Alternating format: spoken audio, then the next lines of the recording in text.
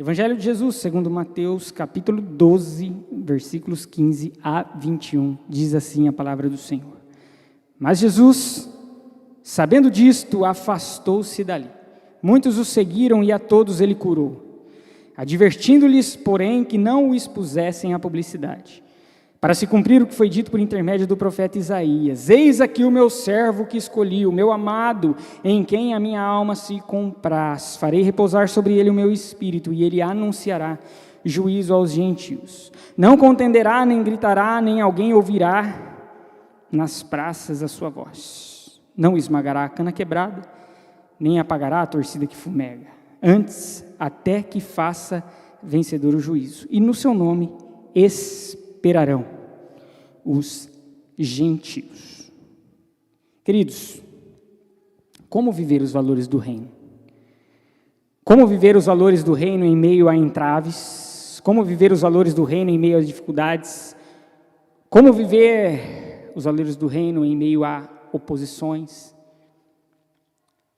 a turbulências, a uma realidade de perversidade, a uma realidade de caos?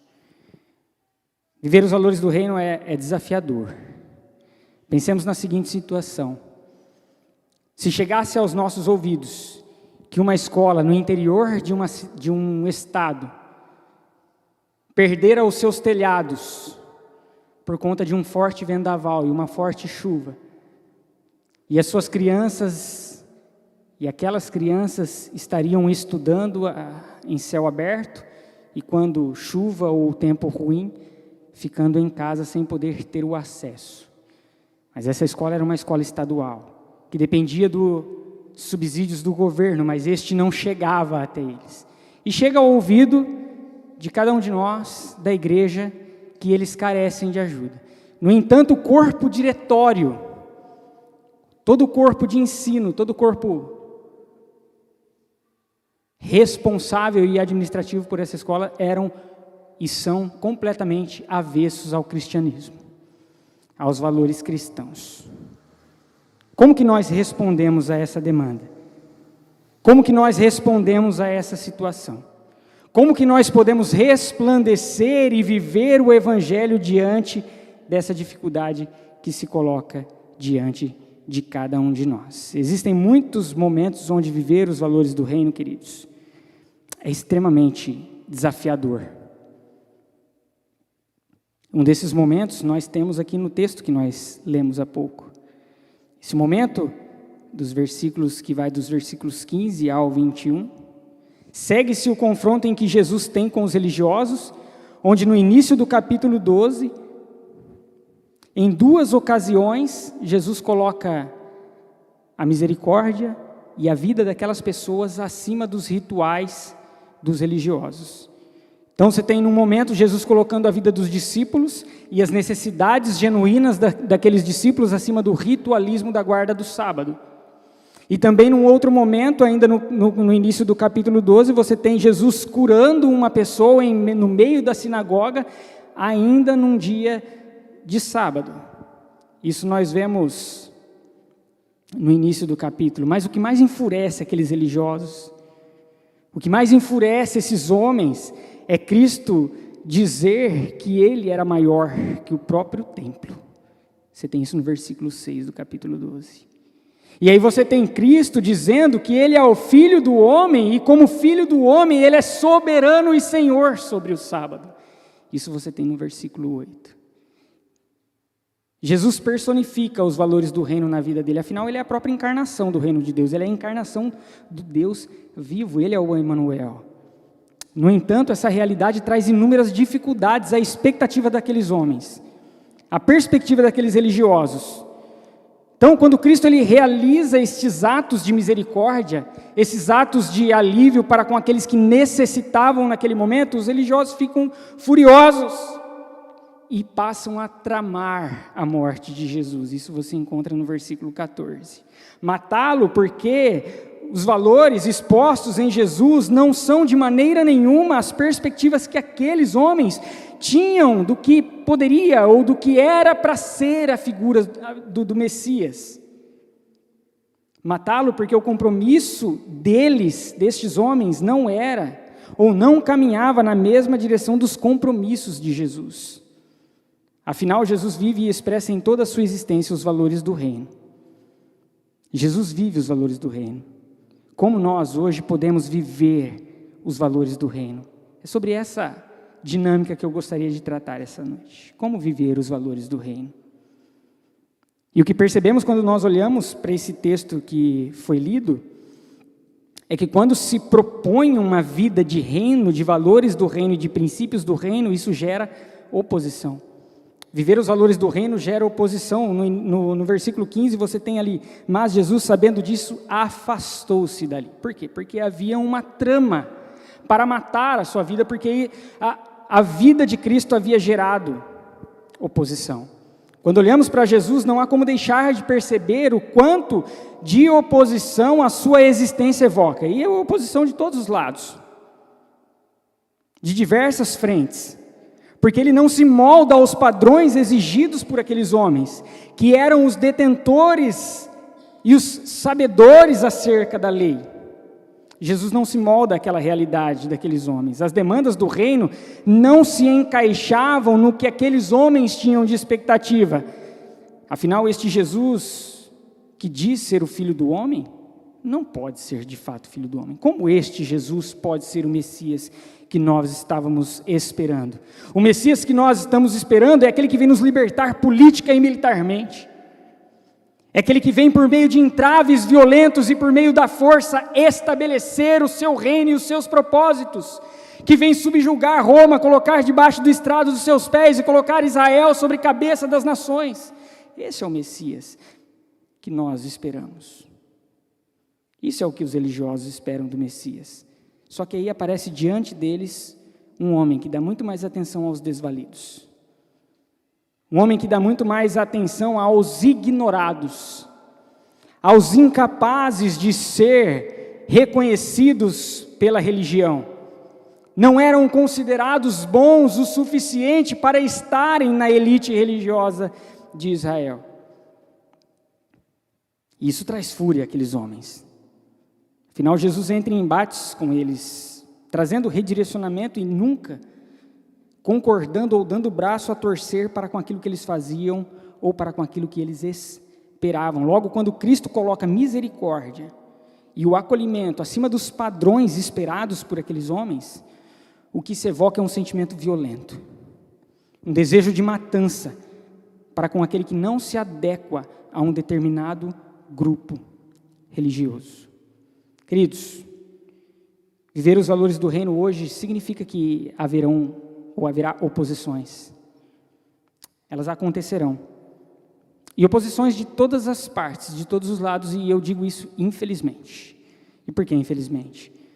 Porque muitas vezes essa oposição, ela parte de pessoas que eram para estar junto com a gente, que era para estar caminhando junto com a gente. Pessoas cristãs que muitas vezes são seduzidas por um determinado padrão e acabam se atacando incessantemente. Então, quando eu penso em uma oposição que muitas vezes está fora do âmbito de igreja, eu considero isso normal. Afinal, os princípios e os valores do reino, eles vão se opor aos valores do século presente. Vão entrar em choque, vão se confrontar. Logo, quando a oposição vem de fora, nós entendemos que isso é completamente normal. Agora, quando parte de pessoas que nós temos como nossos próprios irmãos, muitas vezes isso é triste. Oposições que hoje muitas vezes dizem que você precisa assumir um lado ideológico na briga política do nosso país. E que se você não se molda a nenhum dos dois lados, você se torna isentão.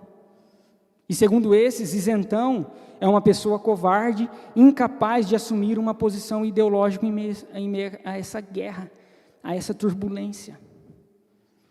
Então você necessariamente precisa assumir um lado nessa disputa para que você seja considerado um cristão de fato e de verdade.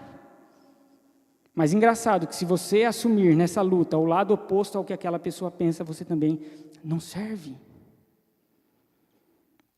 Tempos atrás eu vi uma postagem numa rede social de um pastor que ele não tomava para si nenhum partido.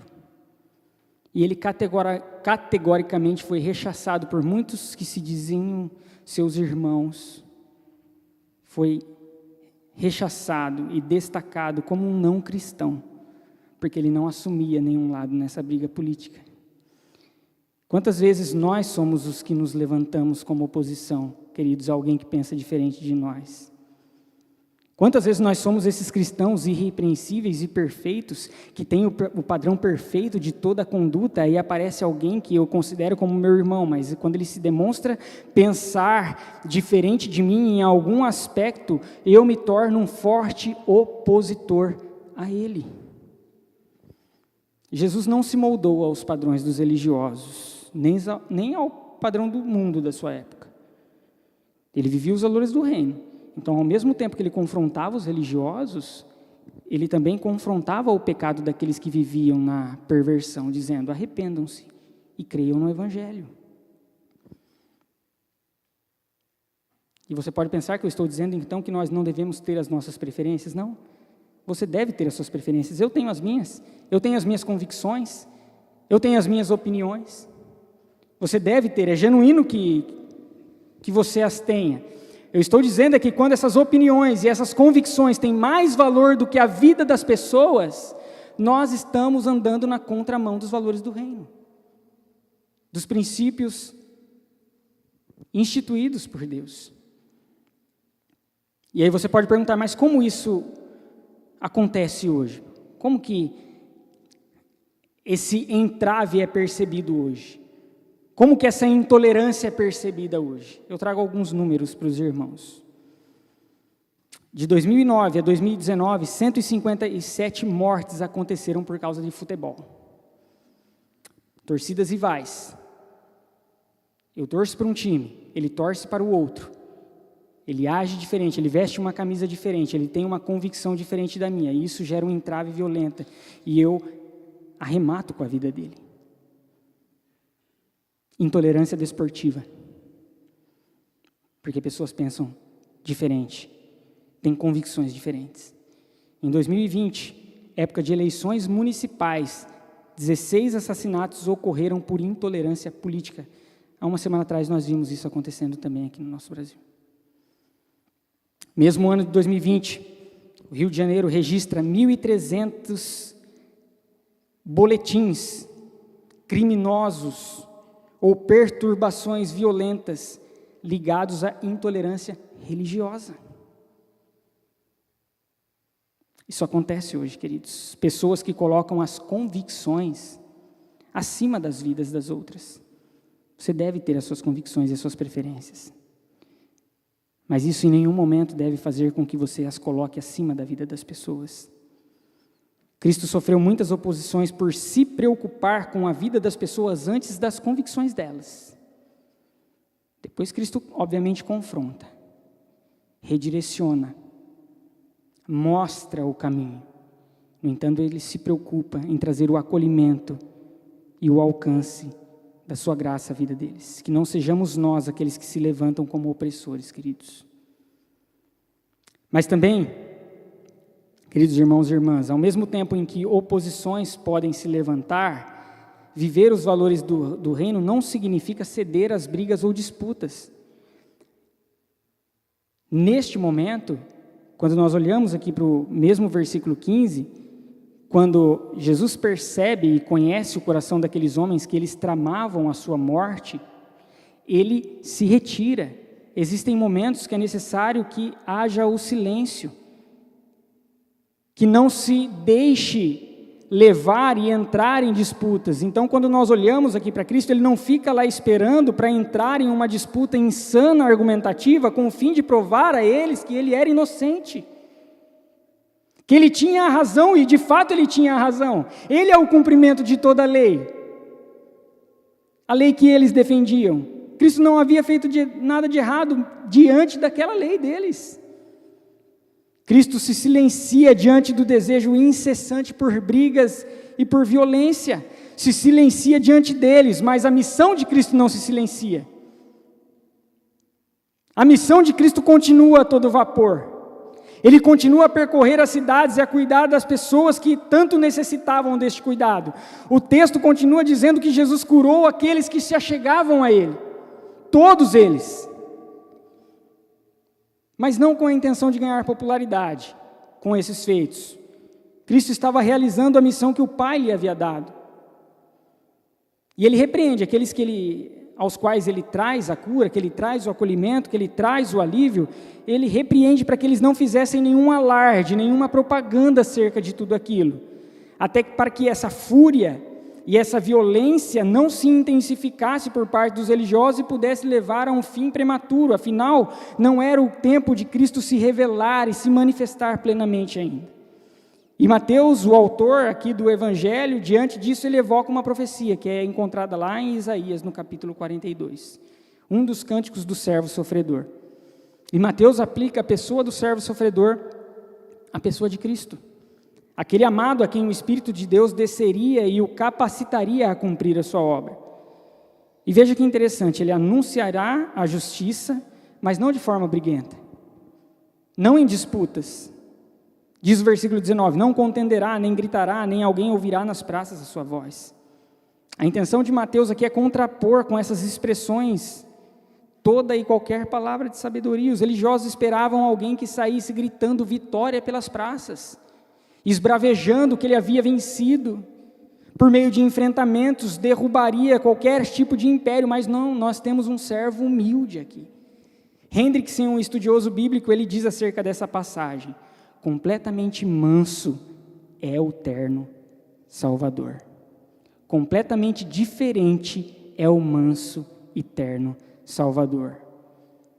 Viver os valores do reino, querido, significa muitas vezes, na grande maioria das vezes, não entrar em disputas com o intuito de provar que você é cristão, que você é inocente, que você está coberto de razão, mas implica, diante de todas as dificuldades e oposições, continuar levando o acolhimento, continuar levando a misericórdia, continuar levando o alívio aos corações cansados. É isso que nós vemos na pessoa de Jesus Cristo. Quando Mateus diz, não esmagará a cana quebrada e não apagará a torcida ou o pavio fumegante, ele está falando sobre a realidade das nações que estão distantes, as nações gentílicas. Jesus não dará fim a elas neste momento, porque certamente elas poderão ser alcançadas pelo servo sofredor que está ali, se revelando como o próprio Filho de Deus. Irmãos e irmãs, nós somos chamados não para enfrentamentos violentos, a fim de provar que a nossa opinião é genuína e verdadeira. Muitas vezes ela de fato é, mas nós somos chamados a continuar levando a cura a tantas pessoas que carecem de conhecer o Evangelho, carecem de conhecer a palavra de Deus, e não ficar evidenciando o nosso descontrole diante de brigas que não levarão a lugar nenhum, diante de disputas que mais afastam do que unem, que mais se colocam como barreiras e não como pontes. E aí eu faço uma pergunta a cada um de nós.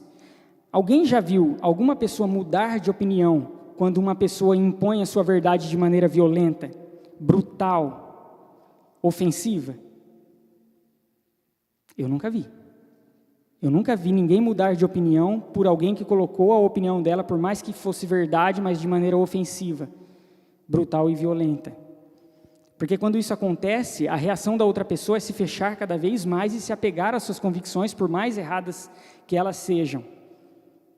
Agora, quando nós falamos dessa verdade de maneira mansa, suave, trazendo misericórdia e amor nas nossas palavras, a pessoa se põe a refletir um pouco mais.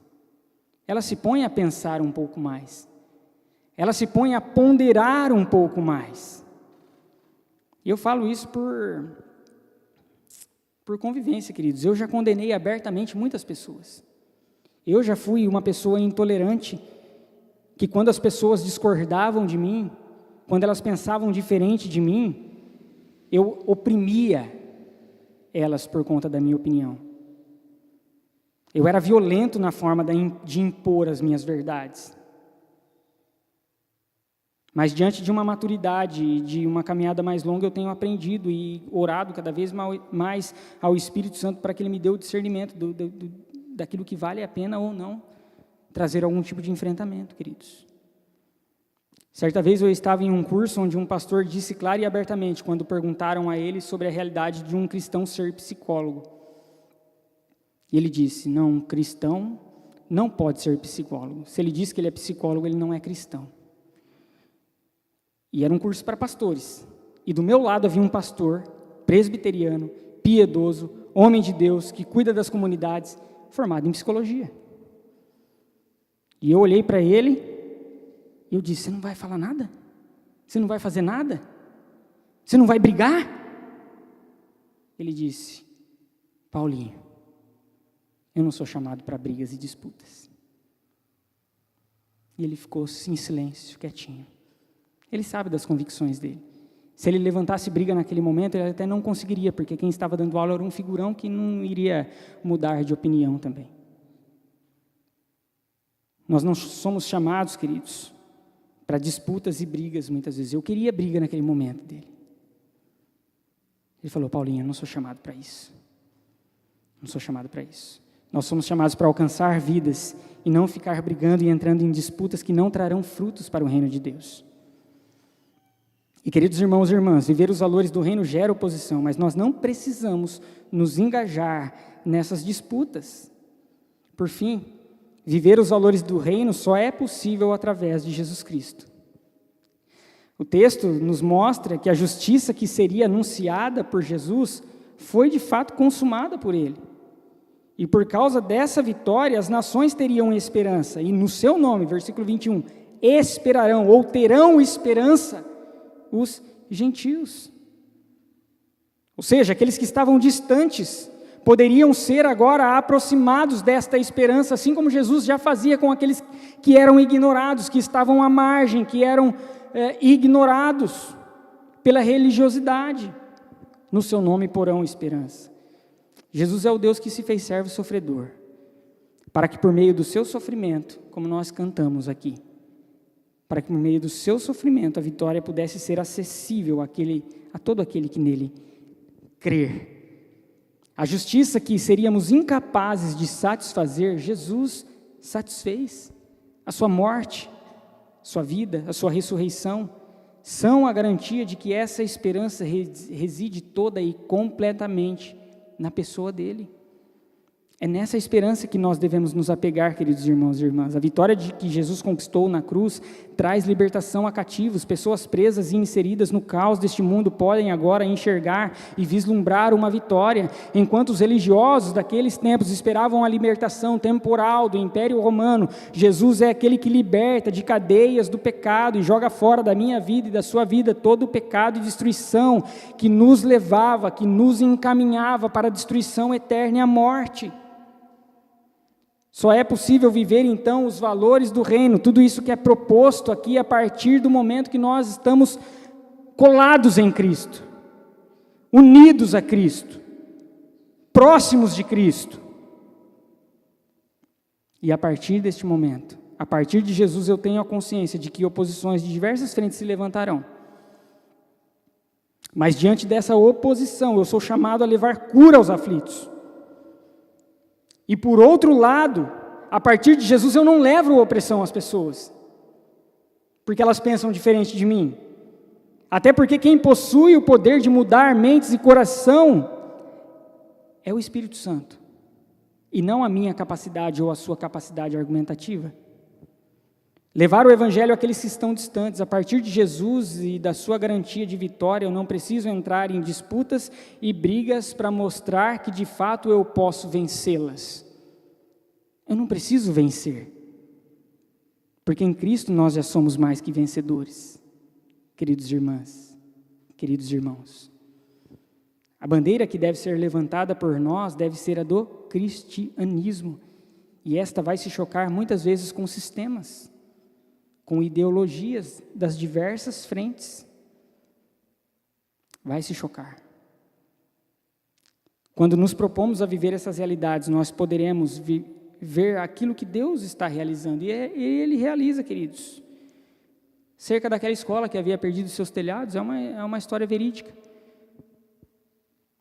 Um pastor conhecido, ficou sabendo que a escolinha perdeu os telhados. E quando ele foi conversar com aquela direção, com aquela administração, era um povo todo perverso, que vivia as perversidades do presente século e rechaçavam completamente os valores cristãos. Mas o que ele fez nessa hora foi pensar nas vidas. principalmente na vida das crianças que estavam sofrendo com toda aquela situação. E ele e toda a igreja levantou o recurso, e esse recurso fez com que fossem reconstruídos aqueles telhados. Depois ele foi chamado para fazer a inauguração daquela escola. E depois de meses, ele mantendo contato, muitas daquelas pessoas que eram completamente avessas ao cristianismo entregaram as suas vidas a Cristo. Queridos, se há alguém precisando de acolhimento, seja o cuidado de Cristo para com ela. Se há alguém que pensa diferente de você e necessita de ser aliviada, acolhida, seja a expressão do acolhimento de Deus na vida dela. Seja a expressão e a manifestação do alívio de Deus na vida dela. Mesmo que ela seja avessa aos valores cristãos, é a partir do cumprimento da nossa missão que as pessoas poderão então olhar ao cristianismo como algo que é real, que não é imaginário, que não é uma fantasia, mas que é algo bom e que é algo verdadeiro, que é capaz de transformar realidades. Viver uma vida pautada nos valores do reino não significa forçar o entendimento desses valores por meio da violência, queridos, das disputas, das brigas, mas pela missão do Evangelho. E a partir dessa percepção e dessa vida, nós perceberemos a mudança na vida das pessoas. Isso acontecerá. Nós perceberemos o que Deus está realizando no meio do seu povo quando nos entregamos à sua plena e fiel justiça que reside na pessoa de Jesus, que é o único que pode fazer com que nós vivamos os seus valores. Fora de Cristo não há como viver os seus valores. Por minha força, por minha vontade, por meu mérito, eu posso tentar e eu vou fracassar miseravelmente. A partir do momento que nós nos aproximarmos de Cristo, Ele, pelo Santo Espírito que habita em nós, nos capacitará e habilitará a essa vivência. Queridos, viver os valores do reino muitas vezes traz oposição, mas que nós não sejamos essa oposição. Viver os valores do reino significa não ceder às brigas e às seduções violentas que nos cercam. E viver os valores do reino só é possível por meio do nosso Salvador e Senhor, Jesus Cristo. Que o Espírito Santo nos habilite essa verdade, queridos. Não é fácil de ser digerida, né? Não é fácil. Ela me confronta todos os dias. Ela me desafia todos os dias. E que bom que ela faz isso. Porque ela não me deixa viver como a minha natureza quer que eu viva. Mas o Espírito Santo que habita em mim pode fazer com que eu viva da forma que Ele quer que nós vivamos enquanto seu povo, aqui e agora.